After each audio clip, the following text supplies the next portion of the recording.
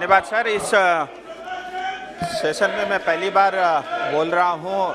अपना विषय रखने से पहले हाल ही में मणिपुर में नूने में जो लैंडस्लाइड हुआ 61 लोगों की वहाँ पे जाने गई, मैं सदन की ओर से उन सबको रिकॉर्ड में नहीं जाएगा प्लीज करता हूँ। विषय पे आ रहा हूँ सर, आपका बहुत धन्यवाद। नियम 377 के अंतर्गत आपने विषय रखने का मुझे मौका दिया।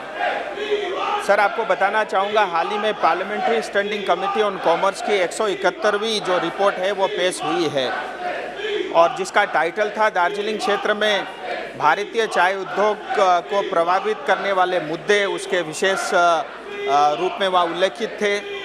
इस रिपोर्ट में दार्जिलिंग हिल्स, तराई और डूवर्स के क्षेत्र के जो चाय उद्योग हैं और उस उद्योग से जुड़े हुए जो लोग हैं उनकी गंभीर समस्याओं को उजागर किया गया है।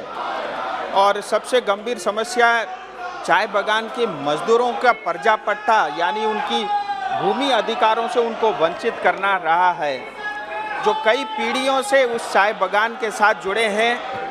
और रिपोर्ट में समिति ने ये भी कहा है कि समिति गंभीरता से चाय श्रमिकों की दुर्दशा और दयनीय स्थिति को संज्ञान में लेती है और भारत स्वतंत्र के 7 दशकों के बावजूद भी चाय श्रमिकों को उनके मूल भूमि अधिकार से वंचित करने वाली सामंतवादी व्यवस्था की घोर निंदा भी करती है।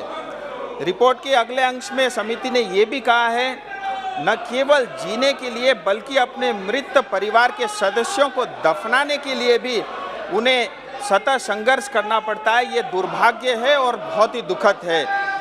इसलिए समिति ने सिफारिश किया है कि एक विशिष्ट कानून के अधिनियम के अंतर्गत आवश्यकता है कि चाय के जो श्रमिक, चाय बागान से जो श्रमिक जुड़े हुए हैं, उनके अधिकारों और उनकी पैतृक भूमि को, उनके संसाधनों को, स्वामित्व को मान्यता देना चाहिए।